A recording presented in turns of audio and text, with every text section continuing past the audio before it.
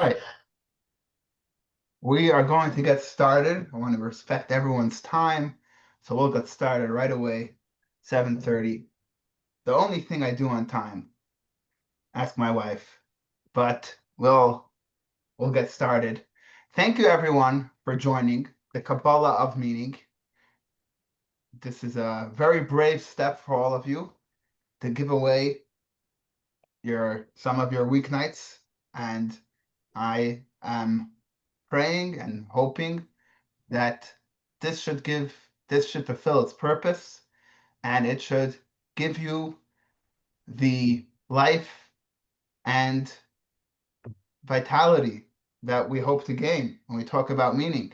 There's many different classes out there, and they are all about information, but what we hope to do in this class and in all JLI classes that we give here at Chabad is not just information, but transformation.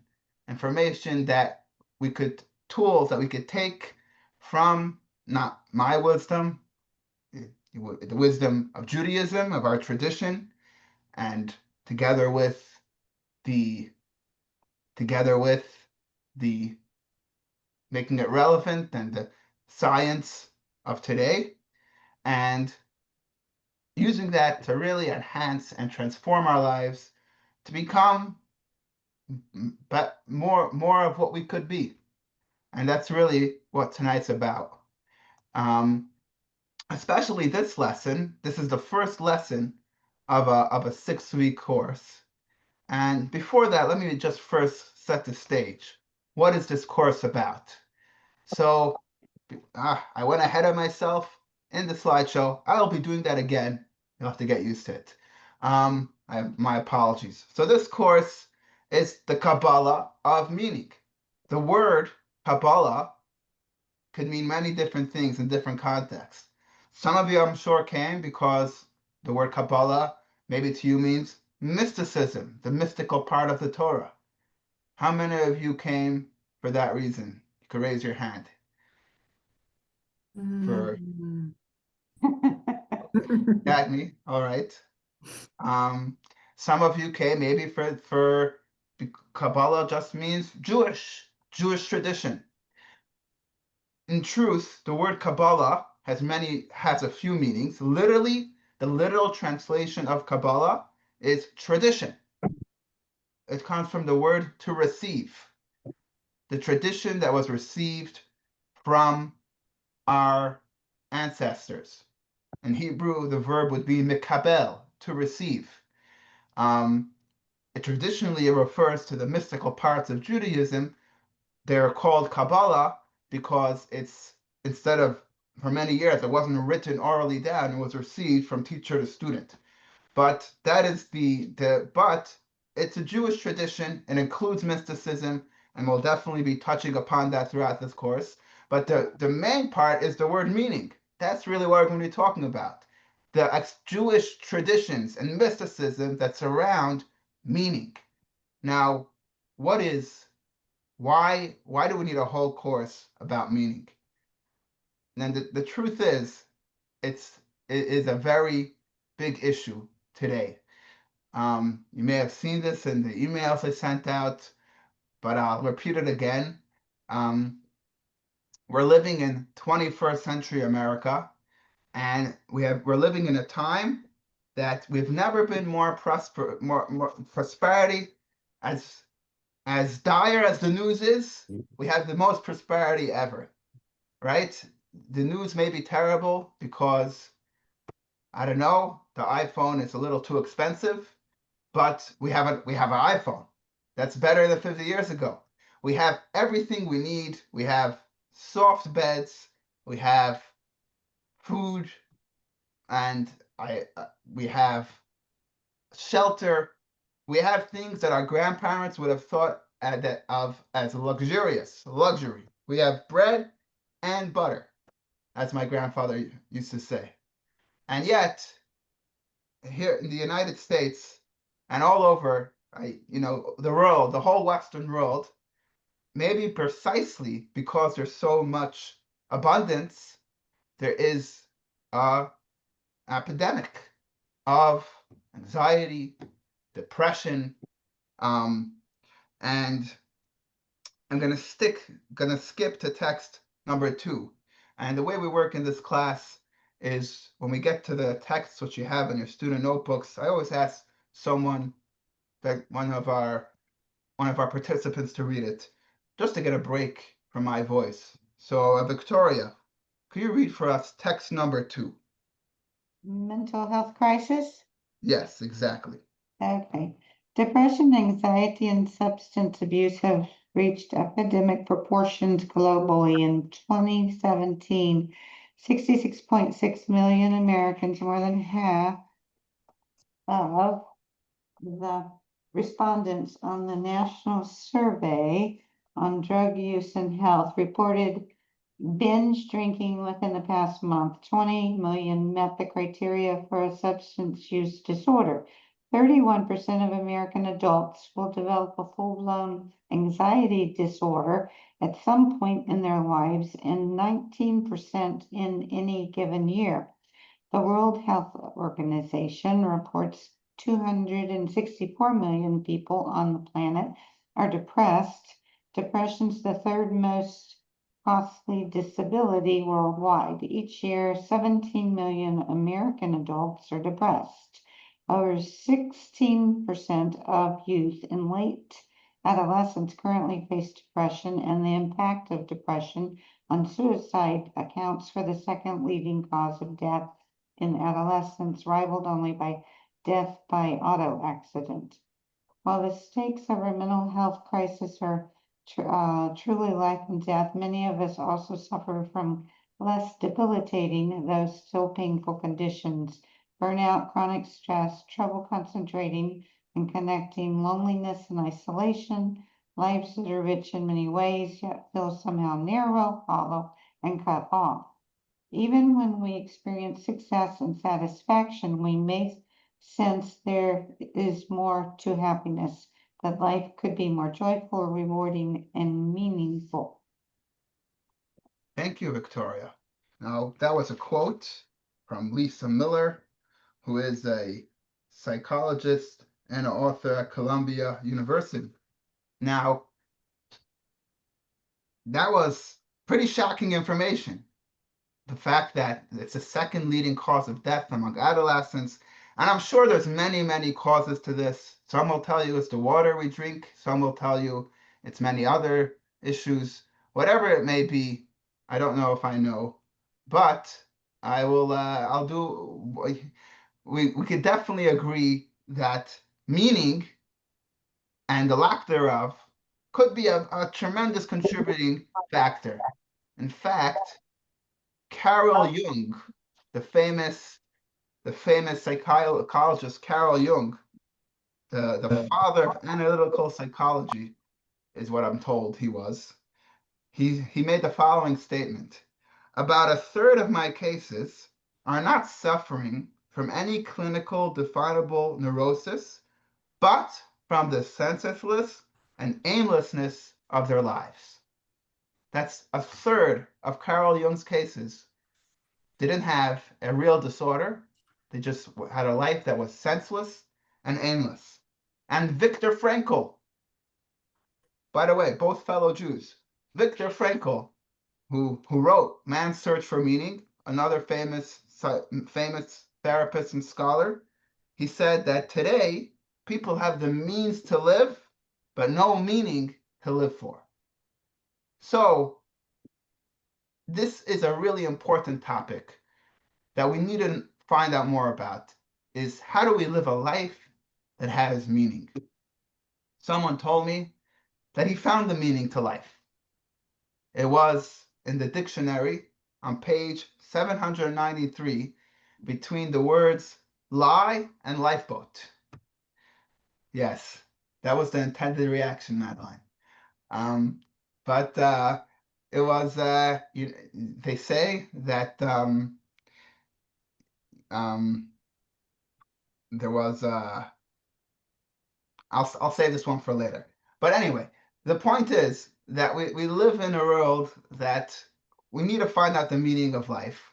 And the truth is that although perhaps lately this has been what many people talk about, and perhaps that's because we have actually the luxury to figure out the meaning to life. Our ancestors, our grandfathers may have been busy just trying to survive, but the truth is that this was already discussed by thousands of years ago by King Solomon. King Solomon, we know, was the wisest man that ever lived, and he was the king of the Jewish people. He also created an age of prosperity. During his time, the kingdom of Judea was the most prosperous ever. They had gold and silver, and everyone had their vineyards and their orchards. There was peace. The name Solomon comes from the word peace because peace reigned in his time. He had excellent diplomacy. The world was Israel was a superpower during that time, in a way. And King Solomon wrote many books. Three of them became part of the Torah. And those are the book Songs of Songs, Proverbs, and the last one, and everyone agreed he wrote this book last, is Kohelet. In English, I'll be honest, I don't know how to pronounce what it's called in English. Ecclesiastes. Hopefully I got it right. But I know what it's called in Hebrew, Kohelet. And that's text number 1. So this is the book. He wrote this book at the end of his life, when he was at this height of his power. And this is how the book starts off. Stan, could you honor us and read for us text number 1, which is the opening of Kohelet? Can you tell me what page you're on? It's on page number 3, and Stan, you may be muted because we can't hear you. Okay. There you go. So you're going back to page 3, number 1, right? Yes, page number 3, text number 1. The words of Colette, son of David, king of Jerusalem, a futility of futility of fertilities, said Colette. Futility of fertilities, all is futile. What profit has man in his toil that he toils under the sun? A generation goes and a generation comes, but only the earth endures forever. Stan, you just read for us the first couple verses of Kohelet. Kohelet is King Solomon, by the way. Kohelet, son of David. Kohelet was another name for King Solomon. Got it? And he starts off with that tongue twister, right? You could say it 7 times fast. Futility of futilities, all is futile. The tradition is he said it's actually 7. Is it 7 times? No. Yes, it's 7 times because there's 2 plural futilities. Futility, then a plural futilities. Futility, another plural futilities. And then so in the total, he counts 7 futilities. And the Kabbalah, the Zohar, speaks about how it refers to the 7 realms. And all that is futile. That's what King Solomon started off in this very depressing statement. Everything is futile. Generation comes, generation goes, yet only the sun exists. The sun stays forever, but yet humanity, our life comes and goes. And in a sense, he was exclaiming, what's the meaning to life? What does life matter if we come and we go and everything is futile? Of course, King Solomon has an answer, which we'll get to, but for now, we're just focusing on the question. The wisest of men who accomplished so much, all he could say was, all is futile. And in fact, one could argue that the wiser we are, there's also a line from King Solomon. In Hebrew, it's Yosif Chachma, Yosif Machov, which means the wiser one becomes, the more pained one becomes. Because the wiser we are, the more we realize and become aware, and the more self-aware we become, and the more we become aware of our pain. So I think I made the argument that we need to figure out what gives life meaning. And over the next 6 weeks, once a week, we'll get together and we'll unpeel layer after layer of what Judaism has to say about the meaning to life. And starting with tonight we're actually not going to say anything. I don't want to downplay the class I'm giving, but the fact is tonight won't be anything that will be, shocking. In fact, it's going to be very intuitive and things you already know. But we just need to first set the stage, the basics of the meaning to life. And next week we'll uncover a deeper layer, and the following week we'll uncover a deeper layer. But tonight we're going to start off really simple with a very simple formula to give life meaning. I want to stop for a moment, and I want to say that we're lucky to have with us Professor Altabeh, Madeline. Thank you for being with us tonight. Madeline's a professor of psychology at Brenau University here in Gainesville, and we're lucky to have you with us. And if anyone has any questions from the psychological angle of what we're going to be talking about, Madeline is I believe is happy to answer questions, and please feel free to comment and chime in.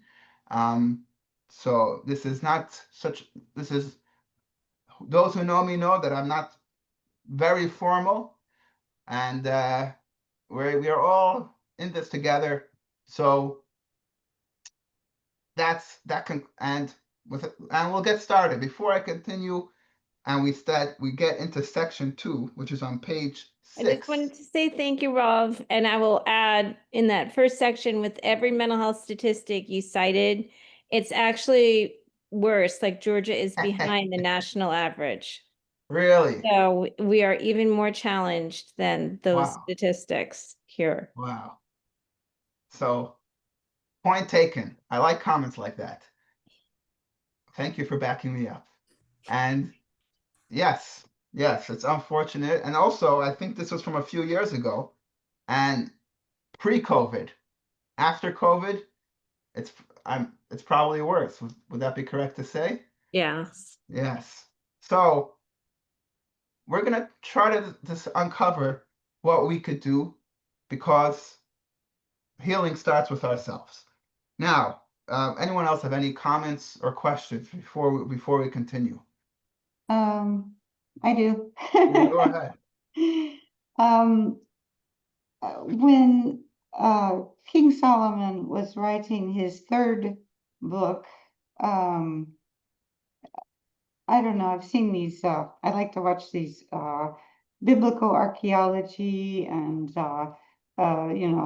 things about Solomon, about the city of David, that they're, finding new things constantly as they sift and create it. Anyway, when they talk about King Solomon, who I know built the first temple, it said when he, I guess he supposedly took on a lot of wives. And some of them were of other religions, and he supposedly, and I don't know if this is true or not, but this I saw on these programs that I like to watch on YouTube, was that he would build, I guess, maybe things about their religion, where like if they were out of Egypt or something, to appease them. And and when he was, I guess, writing Futility of Futilities, they felt he was going maybe a little bit mad. Or, it's been commented anyway that was a That's an possibility. interesting take. No, it is true. First of all, can you hear me? Can everyone hear me? Yes. Okay, good, because I'm having an issue with my computer. Give me one moment. I'll be right back. Give me one moment, ladies and gentlemen.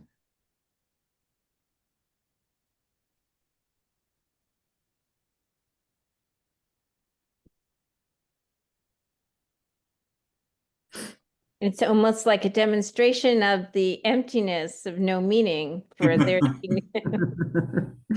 Yeah. Wonder if he's running across the same problem I did, and that is turn the computer on and there's a couple of big Windows updates. Oh, yeah. Mm. Always at the most inopportune time. My apologies. All right, can you see me now? Yes. All right, so apologies for that. So back to you, Victoria.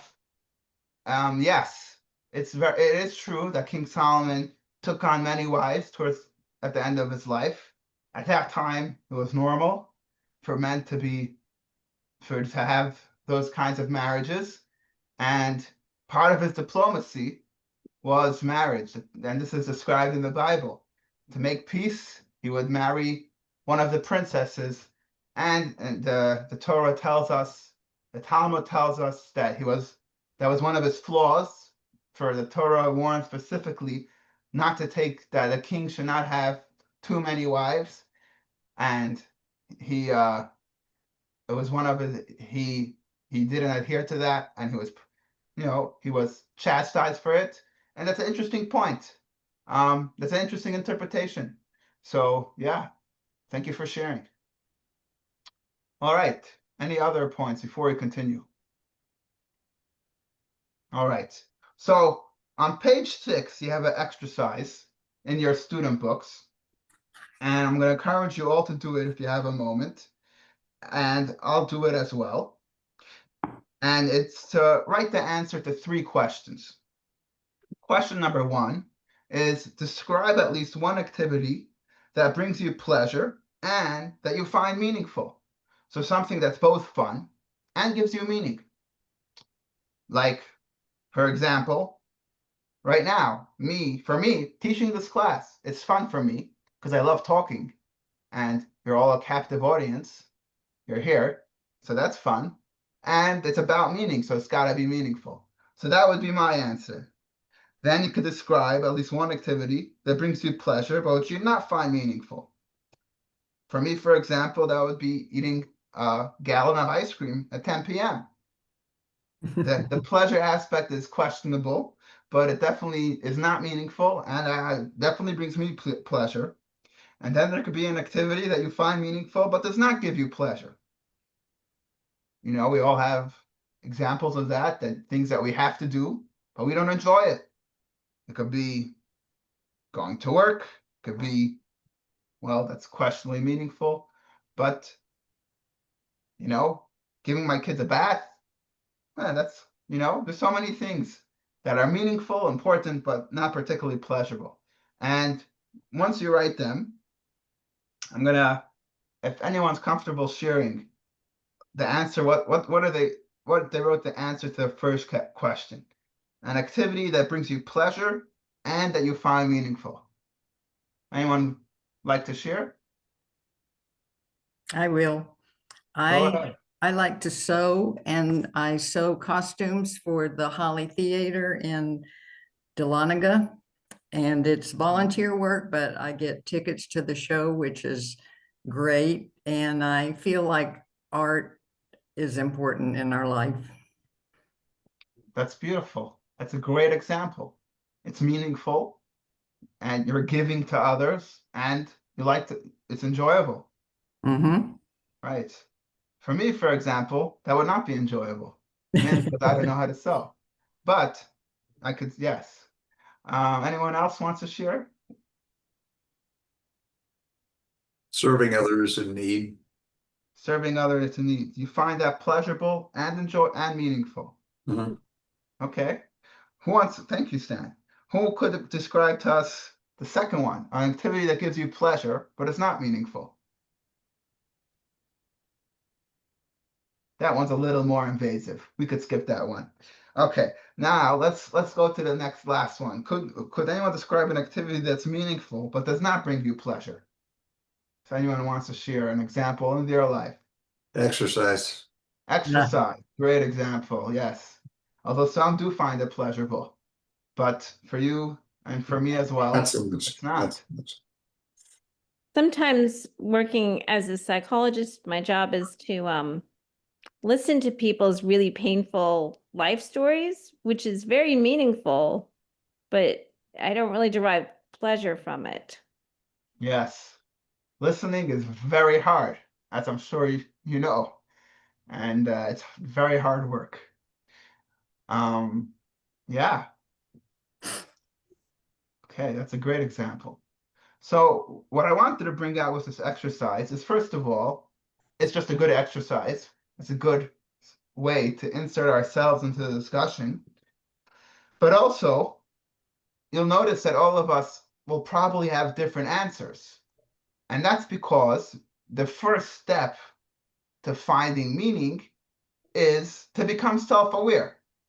And we have to be aware of ourselves and what we enjoy and what we appreciate and what we don't in order to find meaning in our lives. And this we call self-alignment. When we're aligned with our inner selves, we're able to express it and able to find meaning and purpose. And if we're not aligned with our inner selves, we're misaligned, that leads to feelings of emptiness. You know, just a very simple example. If a tree is rooted to one spot, and if an animal would be rooted to one spot, that would be very painful for the animal. An animal needs to move. If a human being behaved like the animal and didn't communicate with other people, for example, that would be very painful for the human being. So for everything in life and in existence, in order for it to find joy, it has to be aligned with its core, with its inner self, and even among human beings. If there's an artist that loves, like you said, art, that needs to be creative and express creativity, and he or she are stuck in a corporate office job from 9 to 5 in data entry, which may be very important, but for them, they're stifling their inner expression and they won't live a meaningful life. Or if you have a person that's very nurturing and giving, and they're in a very tough corporate environment, in some law office in Manhattan, that'll be very painful for them.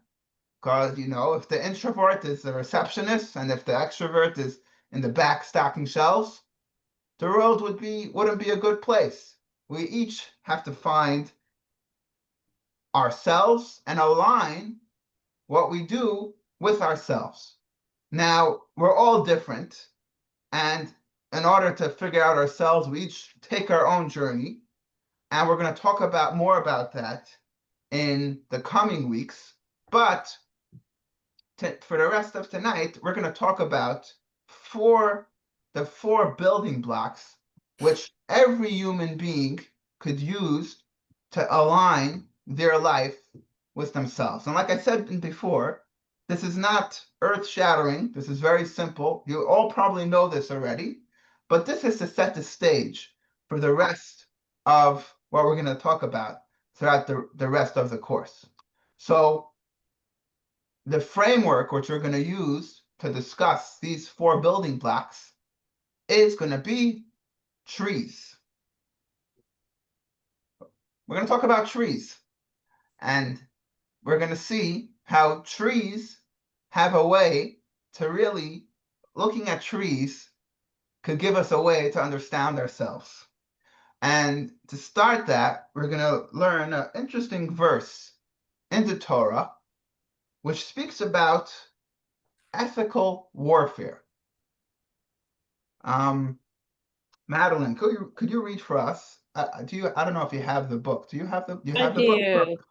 I- You mean from the top of page 7? Exactly, yes. Yeah. When you besiege a city for many days, waging war against it to capture it, do not destroy its trees by wielding an axe against them, for from them you shall eat, and you shall not cut them down. For the tree of the field is a human, that you should besiege it. That is a verse from Deuteronomy, from the Torah, from the Bible. What's the verse telling? Thank you, Madeline. What's the verse telling us? On the surface, it's a law about warfare. and it's the law about not wasting. When you're making a siege, you may need trees for a battering ram, or you want to clear the land around the city for whatever warfare-related reason. The Torah forbids to cut down fruit-bearing trees. We know from the Talmud that it's referring to a fruit-bearing tree. Why is that? On a simplest level, it's because it's a waste. The tree is not an enemy, and it gives fruit, and you don't have the right to cut down the tree for the sake of the war. Now, that's a simple meaning, but the Torah uses a very interesting expression. It says, for the tree of the field is a human, that you should besiege it, in sort of a rhetorical question. A tree is not an enemy, so why should you kill the tree? However, meaning a tree is not a human. However, the Talmud, which we'll see in a few moments, actually understands it deeper. And the Kabbalah takes this even more deep, which is that it's actually a statement. The tree of the field is a human, and therefore you shall not besiege it. Meaning that there's a life to a tree which is similar to the life of a human being, and therefore you're not allowed to kill the tree for no reason at all. Of course, I'm literally have a tree right in front of me. We're allowed to cut trees down, but not wastefully. And the Talmud understands, and Kabbalah understands, that there is a relationship between trees and human beings. Many of you may know that one of the Jewish holidays is called Tu B'Shvat. Has anyone here heard of Tu B'Shvat before? I see some nods and some nods. So and that's okay. We have no assumptions in this setting. You may know everything, you may know nothing, and we will try to make sure everything's explained. Tu B'Shvat is known as the New Year for trees. The source of the holiday, well, is actually we'll see later. What does it mean, a New Year for trees? It's a legal law that deals with agriculture in the land of Israel. But there's a day in the Jewish calendar, the 15th of the month of Shvat. It's in about 3 months, which is when we celebrate trees. Which is interesting that we have that in Jewish tradition, and maybe that's because there's a relationship between human beings and trees. And there's actually the same Talmud that introduces the New Year for trees also has the New Year for animals. But that's not celebrated in Jewish tradition. We only celebrate the tree one because trees could give us some insight into human beings. And tonight we're going to focus on 4 of them. Number 1 is a tree. First of all, by the way, the tree really brings out the idea of alignment. A tree that's cut off from its roots ceases to exist. And the truth is, the more developed species of animals and human beings, also, if we go away from our roots, we feel very uprooted and not healthy. We don't have the luxury of trees that we have literal roots that are right there. Ours are more nuanced. We have to find them and figure them out. And it's complicated. But we also need to stay true to our roots. But trees also give us 4 more qualities. Trees are constantly growing. There's always growth. Fruit-bearing trees produce. Trees are giving. They give fruits not for themselves. And trees get strength from other trees, as we'll see when we get to that part. But we're going to focus right now on these 4 aspects: growth, productivity, giving, and relationship. And we'll see how those are the 4 ingredients to living a meaningful life. So we're going to start the first one. We'll talk about personal growth. So just to recap, we introduced the concept of self-alignment, and we explained how trees give us 4 qualities. And in the time that we have left, we'll examine each of these 4 qualities. All good so far, my friends? Wonderful. let's continue. So, text number 4 is from the Talmud. Let's see over here. Bridget, could you read for us text number 4? It's on page 10. What is the meaning of the verse, "For the tree of the field is a human"? Is man actually a tree of the field? Earlier in the same verse it is written, "For from them you shall eat and you shall not cut them down." And it is written in the next verse, "However, if it is a tree that you know is not a food tree, you may destroy and cut it down."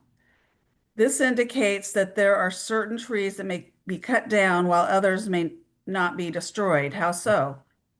If a Torah scholar is worthy, from them you shall eat and you shall not cut them down. But if he is not worthy, he you may destroy and cut down. So this is a very interesting text from the Talmud, a little cryptic, which tells us that there's two kinds of trees. There's a worthy scholar, a fruit-bearing tree, and you see the Talmud right away understands what the verse is talking about human beings. A worthy scholar, a tree with fruit, that's not allowed to be cut down, and an unworthy scholar, a tree with no fruit, that is not allowed to be, that you should cut down. So what does that mean? What's a worthy scholar and what's an unworthy scholar? What does worthy mean in this context? So the short answer is that it means a mensch. It means someone that is looking to become a better person. Someone that is looking to grow. Self-growth. Something that's very interesting about human beings is that we walk on 2 feet. No other, maybe kangaroos, but you'll correct me if I'm wrong. What other animals walk on 2 feet besides for kangaroos? There you go. I have in the Talmud, there's a line, silence is admission. So as far as I know, human beings are one of the only creatures that walk on 2 feet. Why is that so remarkable? So the Hasidic masters tell us that 4-legged creatures, where is their focus? On the ground. 2-legged creatures gives us the ability to look up to the heaven. The fact that a human being is so weird, we look so weird. I'm sure all the animals look around and look at us and like, who are these weirdos? They have these little things. They don't have proper legs, right? But the truth is we're different for a reason. We're not just developed primates. God created us this way to symbolize that we look up. We look to the heaven. And this is also from King Solomon. Dagny, can you read for us text number 5 on page 11? 11. How many understand that the spirit of the human ascends on high, while the spirit of the beast descends to the earth? That is a verse from King Solomon. Thank you, Dagny. And what I believe King Solomon is saying is that a human being strives to be higher. He wasn't putting down animals. He was just stating a fact that human beings, it's wired into us that we are seeking to grow. That's a human trait. We look to better ourselves. We look to do things better. We look to develop ourselves emotionally and physically.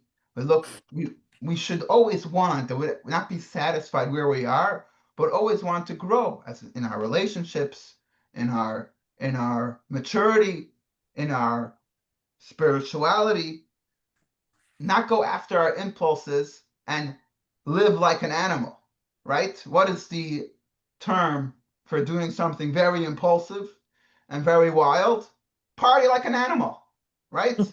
We don't want to do that. We want to live like a human, not party like an animal. Because a human being wants to grow. And this is a human trait. Animals don't have psychologists, don't have psychiatrists, because they don't have that angst that we have. Where does our angst come from? Because we know we should be growing, and we need help sometimes to uncover that. And that's the word for mensch, right? Mensch is practically an English word. And you know, you have it on page 11. Mensch, a person of integrity and honor. You can even say someone's menschy, menschlich. And it's a Yiddish word that's in the English dictionary, and it's a term of honor. Wow, he or she is a real mensch, person that is developed. They have self-discipline. They know how to control their impulses. They know how to don't lash out at other people. They don't unload on other people. They don't take advantage of other people. They are people of integrity and honor. And it's interesting. We're going to skip text 6 because I think I'm going a little over time, but I encourage you to read it later. But the point is that in English, in America, when we say someone is human, it's an insult, right? They're only human, you know, and they're not perfect. But in Yiddish, we say, oh, he's a mensch, he's human. It's a compliment. Because the truth is, a full expression of being a human being is to be a worthy scholar, someone that's growth oriented and is looking that their animal side should be disciplined and repressed, and that their human side should be expressed. So for us, saying that someone's a human is actually a compliment.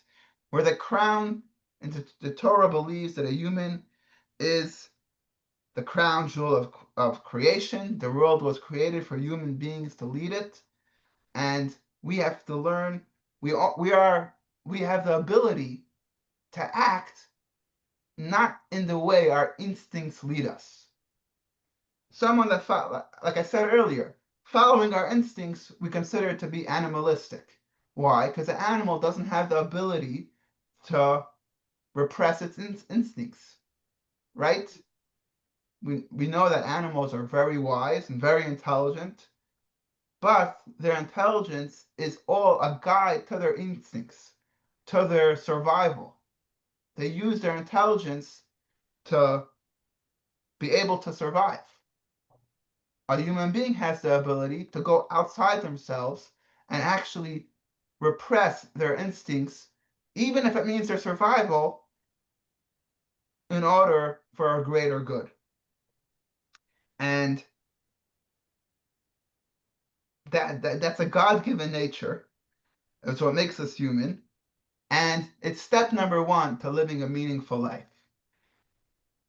Living a meaningful life is living a life that we treat ourselves as humans. We look to push back our instincts, which are animalistic, and we look to develop and nurture the parts of us that are beautiful, that are humane, and that are menschlich. And that's what it means, a worthy scholar, right? We all know that there could be someone that's a great scholar, but they're not worthy. They could know a lot of Torah. They could have a beard longer than mine. They could have a hat blacker than black. And yet, they're not necessarily worthy people. They may not have good character. So just being a scholar is not enough. You have to be a menschliches, growth-oriented scholar. And that is point number 1. Just like trees grow, a desire for self-betterment is inherent to our nature, and it gives our life meaning. And without it, without allowing ourselves to be human, we can't begin to live a meaningful life. That's point number 1. So far, so good, my friends? Or am I hacking a chinik? Another Yiddish word. Hacking. Anyone know what hacking a chinik means? No. Hacking a chinik literally means banging the kettle, which is Oh. Yiddish for hacking a Chinik. You know what I mean. Any Okay. questions before we continue? Or comments, or thoughts, or rebuttals? All right, wonderful. So we're going to continue to point number 2. Okay. Let me let this. Okay, here we are. Productivity. So the second aspect of being of living a meaningful life is to be productive. This is also something we learn from trees. Now, the new year for trees, by the way, is only the new year for trees for fruit-bearing trees. Whenever the Torah speaks about trees, it speaks about fruit-bearing trees. In fact, the Torah tells us that when God created the world, all the trees were fruit-bearing. Not only that, even the bark and the branches were edible. And the Torah tells us that the trees, the Medrash says, a very interesting story, that the trees hardened their bark because the trees were afraid that if the bark would be edible, human beings would just consume all the trees and it wouldn't be environmentally friendly. So, and then later, as man sinned, one of the punishments was that some trees began to stop producing fruit. But really, every tree inherently is about producing something. That's how the Torah looks at trees. All trees are supposed to be producing. And the tree that doesn't produce it's not fulfilling its potential. What does that tell us for human beings? Human beings also, in order to live a meaningful life, need to produce. They need to live a life which is productive. And what I mean by productive does not mean to make a lot of money. What I mean is that you're producing, that you're living a life that is your own. And I want to preface this by reading from another piece of the Talmud about trees. So text number 8. Doug, could you read for us text number 8, which is, I want to just give the background as follows. So one of the laws about trees in Israel is the law of Arla. The law of Arla is as follows, that whenever someone plants a tree, for the first 3 years, no one should benefit from the fruit of that tree. And after 3 years, the 4th year, he's supposed to take the fruit and bring it up to Jerusalem. And only in the 5th year are you allowed to benefit from the fruit of the tree. And by the way, this further points out the analogy, the relationship that Judaism has for human beings and trees. There's a Jewish tradition that Jewish boys don't cut their hair till they turn 3. And only when they turn 3 do we cut their hair and we leave them to sidelocks, and that's when they start wearing a kippah on. So in Jewish tradition, we find that analogy between turning 3 and a 3-year-old tree, but that's a law. Now the question becomes, what if you have a new tree and an old tree? You say you have a 10-year-old tree and you have a 2-year-old tree and you graft them together, right? You graft them together, very common, to strengthen each other. So what do? Do you say part of the tree is 2 years old and therefore you have to treat it as a 2-year-old tree and not have any benefit from its fruit? Or do you say, no, most of the tree is a 10-year-old tree and you could benefit from it? So that's the question the Talmud is going to answer. The answer is, the Talmud answers that it depends if the tree is self-reliant or not. If the 2-year-old tree could live on its own, then we treat it as a 2-year-old tree and it's forbidden to partake from it till it passes the 3-year mark. If the 2-year-old tree cannot live on its own, and it's only surviving because of the energy it takes from the 10-year-old tree, then it's just nullified to the 10-year-old tree and you're allowed to benefit from its fruit. That's all the background information. Now, sorry, Doug. Now, go ahead. Okay. How can one determine whether the young tree is self-reliant? Rabbi Bibi said, in the name of Rabbi Hanina, if the leaves of the young tree are turned inward toward itself, one may be sure that it lives from the old one. If the leaves are turned toward the old tree, one may be sure that the young one is self-sustaining. Rabbi Yudin Bar Hanin said, here is a sign. One who eats from their friend is ashamed to look at them. So, thank you. So the point was the last line. But the Talmud answers, just to repeat it, that if the leaves are shriveled and turned inwards, then you know that this tree is mooching off the old tree. And it's embarrassed, it's shriveling up. And if the leaves are tall and proud and facing away from the tree, then you know it's self-reliant. And that's how one who's feeding out of someone else's hand is ashamed to look them in the face. This is a very important human need that we are wired to produce even if our needs are met. We don't understand, or we all like to believe that we'd love to win the lottery, right? Headlines today was that the Mega Million crossed into the $1 billion mark, only 8 times in history, right? And we all want to win that ticket if we bought a ticket. You have to buy a ticket to win, by the way. But we all want to win.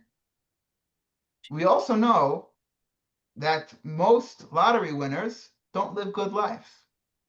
They've studied the lives of winners of these huge gifts, and many of them wish that they never won. And I'm not just saying this to feel better because we lost. It's true. It's studied. Or maybe we are. Who knows? But this is what they say. That it increases your happiness to not be struggling, but you don't get that much more happiness once your needs are met. There we go. Thank you, Madeline. I appreciate that. And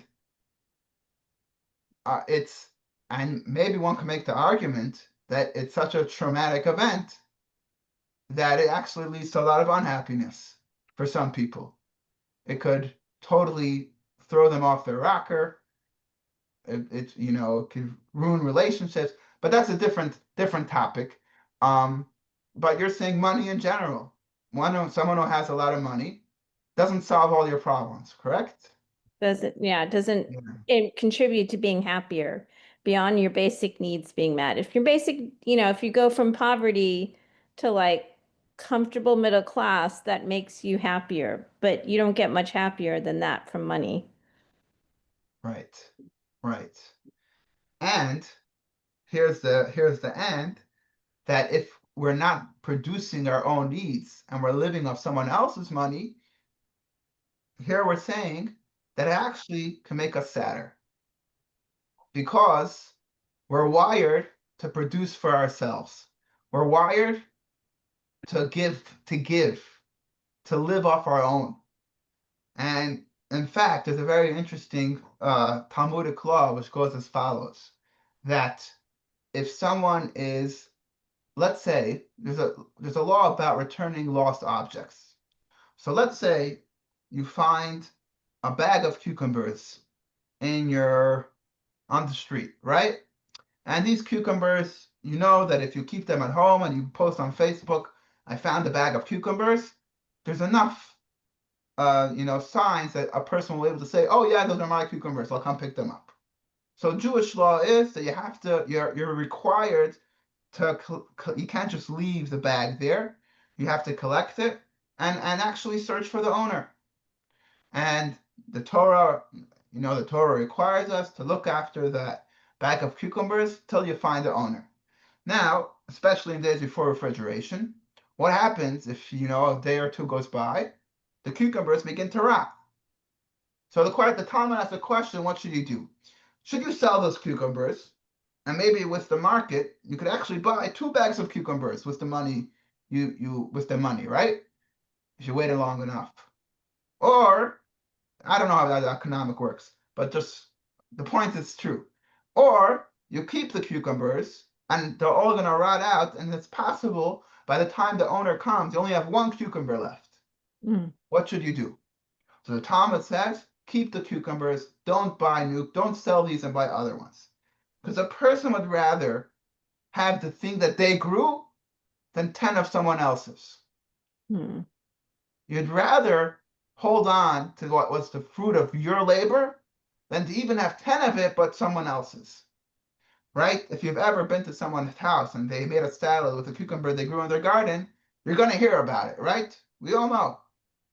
They're going to tell you, no, the cucumber in the salad, it's from my garden. We're very proud of what we produce. It's an innate human need. We need to produce. And we prefer the work of our hands than to live off anyone else. And not all of us have the luxury to live from ourselves. Sometimes we have to live off someone else. But even then, we need to produce something. And we're not talking, by the way, about giving. We're talking about producing. We're talking about that for ourselves, we need to be productive in order to live a life. And if I may say, this expresses itself in retiring. We live in a culture where the goal is to stop working at 65. But Madeline, if I'm wrong, tell me, but I believe that many people, if they don't set up their retirement correctly, it's very difficult for them because they go from producing to not producing, and they don't know what to do. And the better way to go around it is, even if you don't want to work, to find something productive that you could still be doing. And to illustrate this point, I want to show the video. I'm going to show you a video now. Let me just check what time it is. Yeah, we have time for the video, which will be a story from Rabbi Joseph Telushkin. It's a famous author. And let's watch the video. It's part of an interview. Here we go. Hoppa. All right, let's hope this works.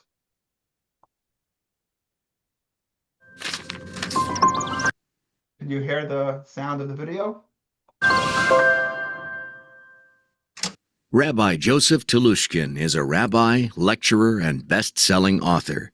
His father, Shlomo Telushkin, served as the accountant for Merkas Linyonei Chinuch, the educational arm of Chabad Lubavitch. My father had a lot of nachas, a lot of pleasure from his career as an accountant. He never made a tremendous amount of money. He always made enough. We always lived well. But his pleasure derived from the fact that he worked for organizations that he felt passionately attached to. Chabad, he had a very strong feeling for, but he was also a Mizrahi because my father was a Zionist. He also was the accountant for the revisionists and for an organization called Ezra Torah headed by Rav Henkin, which helped Talmidei Chachamim who were in need.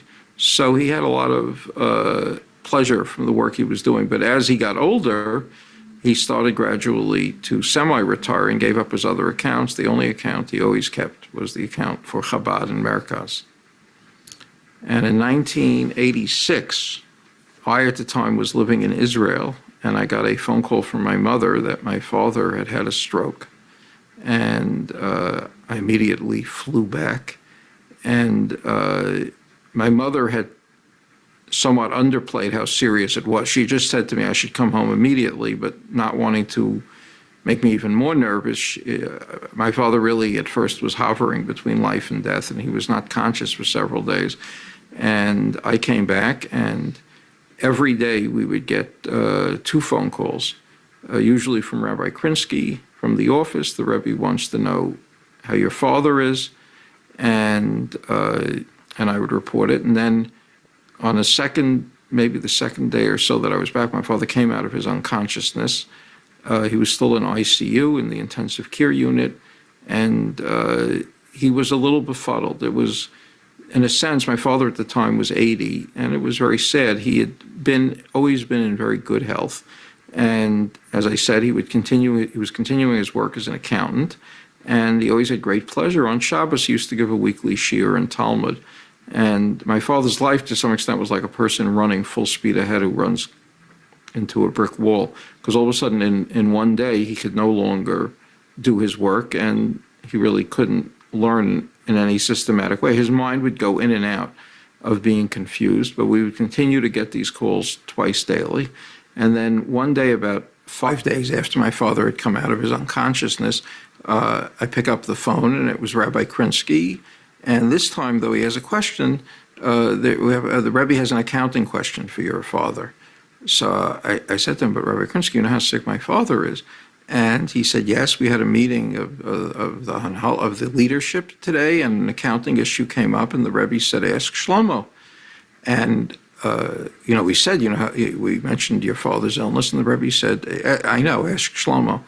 And so at that point, of course, I took down the question exactly as it was posed. I brought it into my father, and he was able to answer it. And this was an extremely moving event for me, because I realized there was the Rebbe in his office in Brooklyn with tremendous responsibilities for many things all over the world. And he was thinking about my father's situation, lying there in a hospital bed, probably feeling fairly useless. And he came up with a question that my father was able to answer. And I know it immediately made my father feel much better. I mean, my father looked at me and he said, yeah, do this, this, this.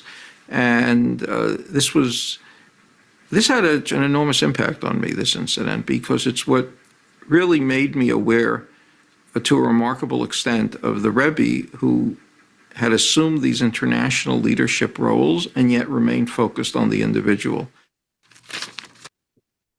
All right. That's not necessary. Let's turn off. There we go. Okay, so this concludes what we're speaking about, productivity. So being personal growth, productivity are two of the most are two important aspects to living a meaningful life. And we don't mean making money. It could mean, like Dagny said, sewing for the feeder, but producing. You're doing something. It doesn't have to necessarily be volunteering. It could be making money, but producing is a part of the human needs. Just like a tree needs to produce, a human needs to produce, and without it, we lose meaning in our life.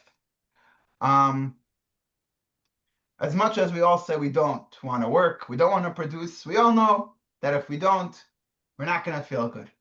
Any questions, comments before we go on? All right. I think just it also helps, like in the story about his father, there's a lot of older people get a little confused sometimes in ICU and all that, but on a brain level, having that focus of the question probably helps his brain heal and his brain kind of reorient. It helps us. It helps us as we're trying to be productive to help others. Right. Which, thank you. This leads us into the next point, though, of giving. Because giving is where we separated productive from giving. Giving is the third idea, which is also good, lets us live a meaningful life. Yeah, did I understand you correctly? Or did I just... No, yeah, that's part of it. It's all wound up together. Exactly. Yeah. Exactly. It's a mess of roots, of branches. So, giving. This is point number 3. For keeping track, this is point number 3 of our 4 points. So, besides for being productive, we need to have a productivity that benefits others. And keeping the analogy of a tree, first of all, a tree gives fruits. The tree doesn't keep its fruit, right? We all read the book, The Giving Tree, right? I don't know if that book aged well, but now they say that tree was codependent, and I don't know. But the point is that a tree gives, and we as humans need to give. So this brings us to text number 10. And Dagny, could you read for us text number 10? It's on page 19. Okay. This is a story, by the way, just the background. It's two great rabbis, Rabbi Nachman and Rabbi Yitzchak. Rabbi Nachman was a wealthy leader of the Jewish people who lived in Babylonia. And Rabbi Yitzchak was a rabbi from Israel. That's the background to the story. Now go ahead.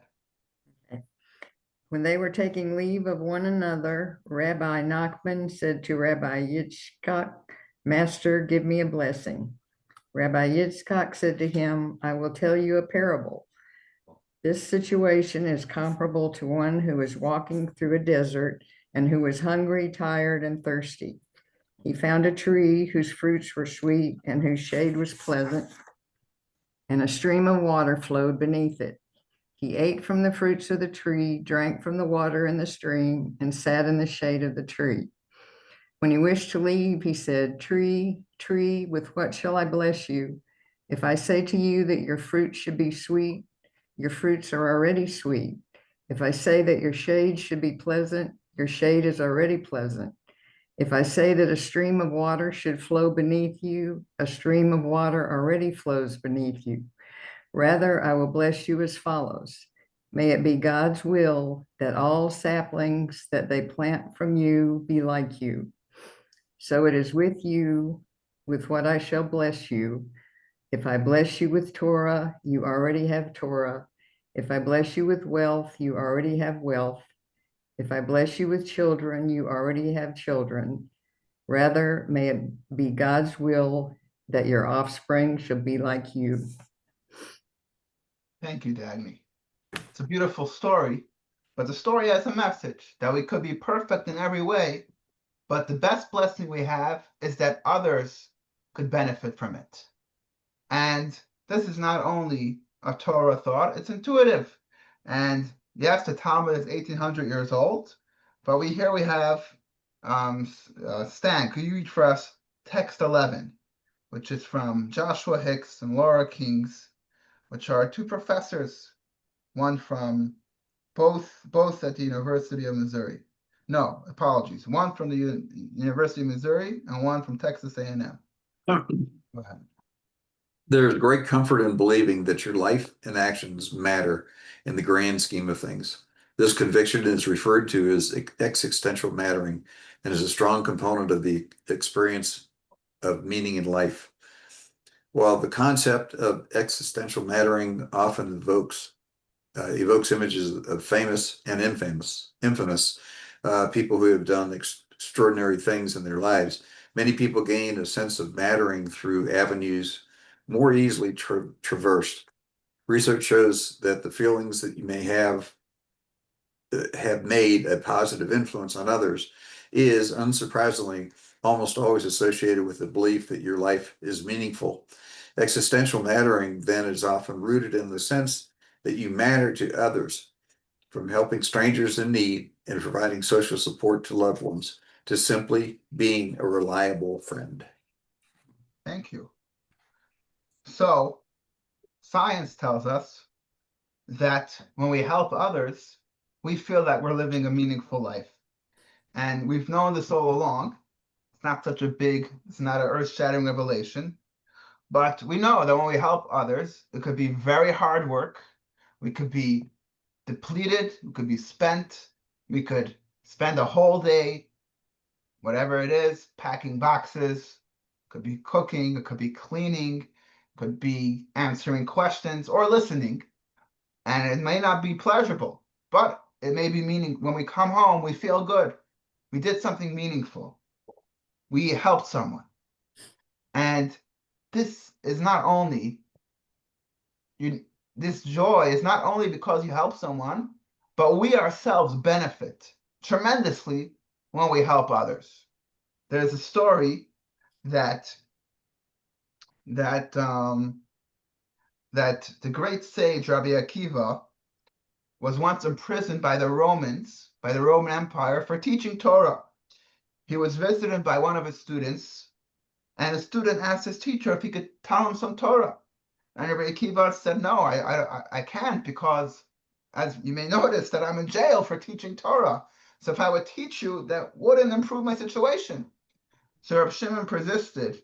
And finally, Rabbi Akiva told him as follows. Text number 12. Rabbi Akiva responded, my son, more than the calf desires to nurse, the cow wants to give milk. Meaning, I really would love to teach you more than you want to learn. And what he was telling him is, but I can't because it's dangerous. But he was telling him is that the desire to give is more powerful and more than the need to receive. There's another saying from the Medrash: more than the benefactor benefits the poor person, the poor person benefits the benefactor. And this idea is actually illustrated in text 13, which is from the Medrash. Bridget, could you read for us text number 13? And you're muted, but Yeah. now you're not. I couldn't find the mute button. Oh, no Or worries. my cursor couldn't find it. Okay, King David said to God, Master of the universe, establish equity in your world by making rich and poor the same. God replied, if such were the case, who would preserve kindness and truth? Psalm 61:8. If all were rich or all were poor, who would be able to do acts of kindness? Fascinating Medrash, and especially today where there's all these different movements about equity and inequity. And here we have a fascinating Medrash. And I'm sure that every movement will be able to twist it their way, but well, we're not going to get into the politics. The point is that King David was already wondered, why is there inequity in this world? Why don't we have a world where everyone's the same? We all have the same needs, all our needs are met, and none of us are greater than the other. And God answered, but if there'll be an equal world, there won't be any kindness in the world. And in order to have a kindness in the world, we need the world to be not equal. Now, it's a very strange response that God is giving, right? Why do we need kindness? If everyone would be equal and we wouldn't need kindness, what's the problem with that? If kindness is just a solution to inequity, then why does God insist on keeping it? And while we may not like this, and while we may not understand this, the fact is that God says that kindness is the goal. When we give charity, we're not just correcting a mistake that God made, that someone has more than the other. That actually is hardwired to being a human. And if we don't have an opportunity to give, we're not fulfilling our human potential. And this is expressed also by the Jewish law, that in text 14, that everyone is obligated to give charity.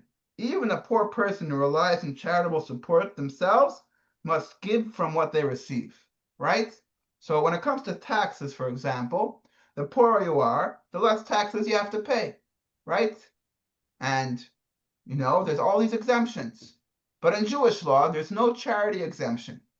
You could be as poor. If you have something to give, you have an obligation to give charity. And that, which is strange, right? Even someone who's destitute has to find something to give away. Why? They're poor.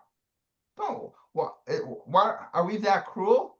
But the truth is, actually, that poor person, what sin did that person do that they shouldn't have the opportunity to give as well? We all need to give. It's wired into being a human being. And even if for some people it's money, for some people it's time, for some people it's their talents, but giving to others is what is really, really hardwired into being a human. And there's an interesting story that one of the greatest Jewish sages, we just mentioned him, Rabbi Akiva, the person who was in jail, when he was younger, before he became a leader, he was very poor. And the story goes that him and his wife, it's a long story, but one snippet of it is that he was very poor, and him and his wife were stuck in one place, and they didn't even they all they had was, they lived in a hut that the floor was straw. And one day a poor man knocked on the door and said, my friends, my wife is about to give birth and we don't even have straw for her to lay on. So Rabbi Akiva and his wife gathered up a bundle of straw from the floor and they handed it to this poor man. And when this poor man left, Rabbi Akiva turned to his wife and said, wow, you see, there are people even poorer than we are. And the Talmud says that person was actually Elijah the prophet, who was sent by God to uplift Rabbi Akiva's spirits by allowing him to give to someone else. So there's another story. Has anyone here heard of the Reichman brothers? Now, you may not have heard of them, but about 40 years ago, they were the third richest people in the world. And they were Orthodox Jews. They had about $3 billion. Today, it's not that much, but in the 70s and 80s, it was a lot of money, or so I was told. I don't remember. But the story goes as follows: that one of the brothers, when he passed away, he had in his will 2 envelopes. He said, one envelope I want you to open before I'm buried, and one envelope I want you to open at the funeral. So his children open the first envelope, and it says that, my dear children, I want you to bury me in my Shabbos slippers. He had slippers that he wore just on Shabbos, and he asked that when he's buried, they should bury him with those slippers. Now, in Jewish tradition, we don't wear our personal clothes to be buried. There's the standard burial shrouds, which are white, and they're formed in specific ways according to the secrets of the Torah, and everyone's supposed to wear the same white shrouds. And sure enough, when the children approached the rabbi who was in charge of the burial, the rabbi said, no, we can't bury him with his slippers. That's against Jewish law. And they were forced to not do it. Comes the funeral, they open the second envelope, and the second envelope says, you see, my dear children, after death, you can't even take a lousy pair of slippers with you. All you have is what you give away. So first of all, kudos to the rabbi imagine the rabbi said, oh, you're the billionaire son, we'll figure something out. So good for him, sticking to his principles, or maybe he was warned before what to say. But second of all, he was figuring out the point that we only have what we give away. There was actually a study done that researchers took 2 groups of employees. They gave them each a bonus. One was told to keep it all for themselves, and one was told to spend it on other people. And afterwards, they tested their happiness, and the people that spent their bonus, they gave part of it away, even if it wasn't a lot, were happier than the people that received a lot of money, even if they spent it all for them. That they were happier than the people that spent it all on themselves, even if it was a lot of money. So giving, many people think that spending on themselves makes their lives happier, but giving is just like a tree gives. It's essential to a meaningful life. Okay, we don't have too much time because I talk a lot, so we'll just go through the last aspect of today, and then we'll take questions, which is relationships. So human beings are wired to be relate to others. In fact, if you look at text 16a, I'm going to read these two texts. One is a verse in Genesis. It goes as follows. God formed the human from the dust of the earth, and he breathed into his nostrils the breath of life, and the human became a living being. Now, onkelos, which is the translation of the Hebrew Torah into Aramaic, he said as follows. God, and he just translates, most of it sounds the same besides for one part. God creates man, dust from the earth, and he breathed into his nostrils the soul of life, and the human became a speaking spirit. So he defines living being as a speaking spirit. In fact, Kabbalah and Jewish thought, when it describes the four kingdoms, there's the four kingdoms. There's inanimate, like stones, earth. There's vegetables. It's called the growing kingdom. There's animals, and then there's speakers. So in Jewish thought, the fourth kingdom aren't called humans or thinkers, they're called speakers. Because what's speech? Speech is only humans could speak. Animals could also think. Sometimes they're smarter than humans.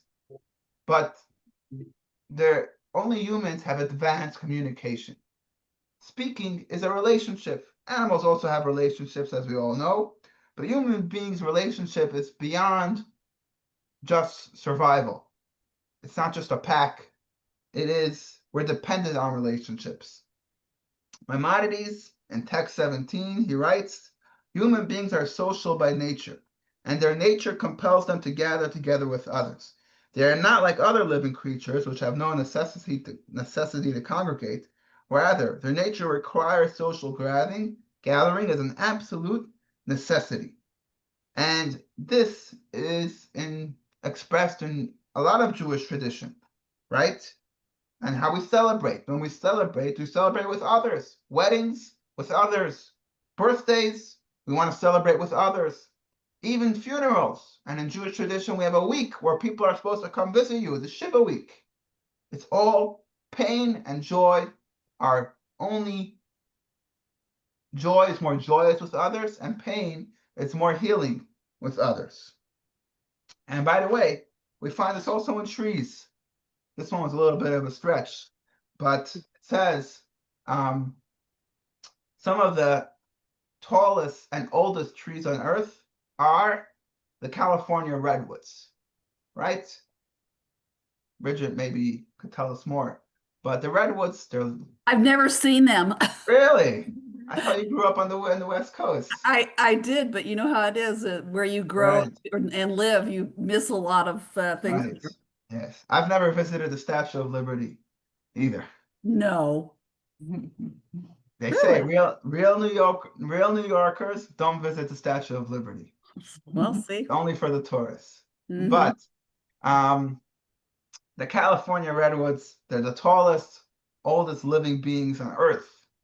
Thousands of years old, grow over 300 feet.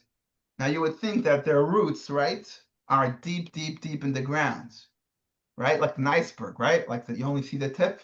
But the truth is, their redwood roots are relatively shallow. Their strength comes, their roots go horizontally. They don't go vertically. Their roots grow horizontally, and they intertwine with other trees. So all the trees together hold each other up, and that's how they could grow tall and tall. So isn't that fascinating? The tallest growing thing on earth gets its strength from, it's not solitary, just standing there on its own. It holds on to others to grow tall. And human beings also. And I think this is, this requires the least argument. That to live a meaningful life, we need to live with others. We need to have meaningful relationships with other people. We need to have caring relationships that you show up to others because you care about them, not out of obligation. It's the most meaningful form of giving. You're giving to other human beings. And it's also about belonging. I skipped text 15, but text 15 is, Madeline, can you read for us text 15, if you don't mind? It's on page Sure. 25.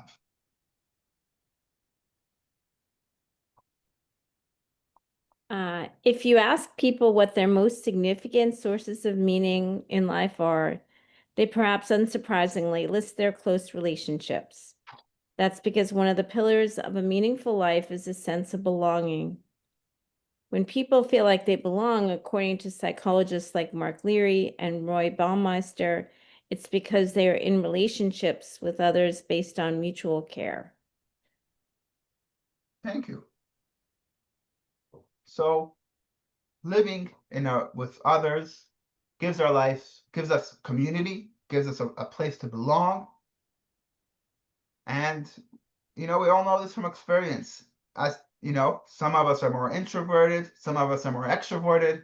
Some of us need to have 10 relationships. Some of us need just 1 or 2. And some of us, need 20. But we all need some kind of relationships in our lives.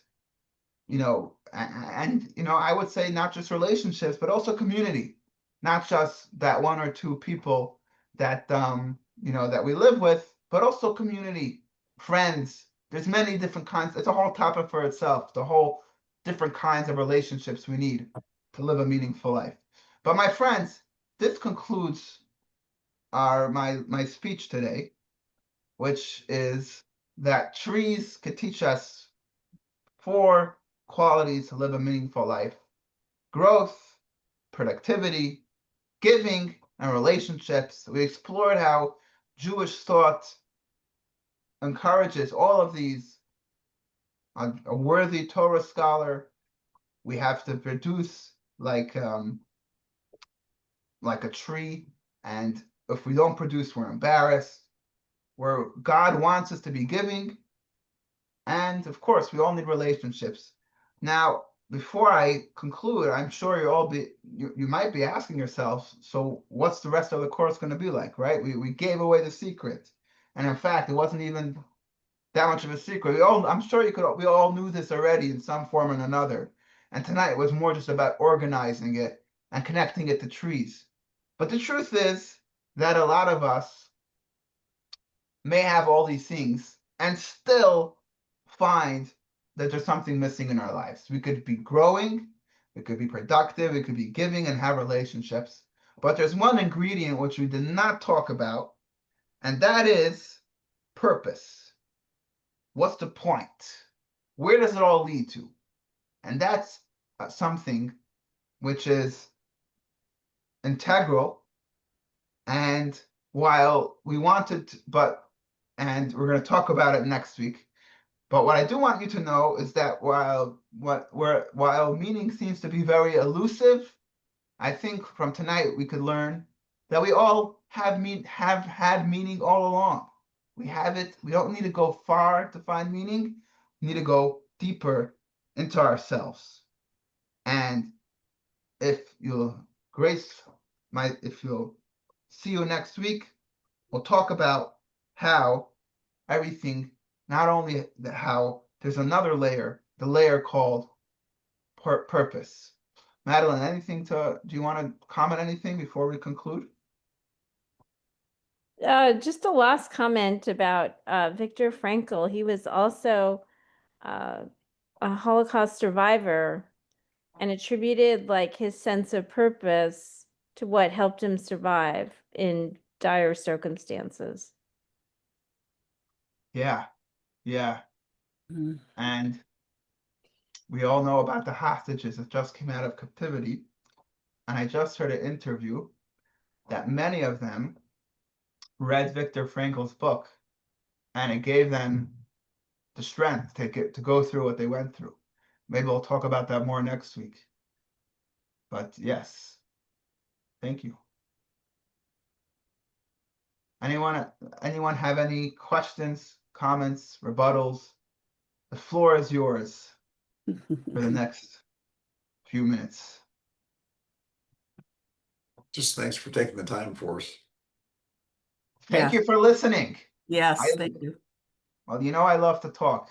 So thank you for coming to listen, and to thank you everyone for sharing. And thank you for taking a time off for weeknights to spend. And all of you are already, all of you already, you're here. So that means you all are people that are looking to grow. And I hope that I was able to facilitate a little bit of it. And I hope I grow as well, if I could bless myself. And I will look forward to seeing you all next week. Same place, same channel. If you'd like to come and join me in person, you're more than welcome. Just let me know in advance so we can make sure to set everything up for an in-person session.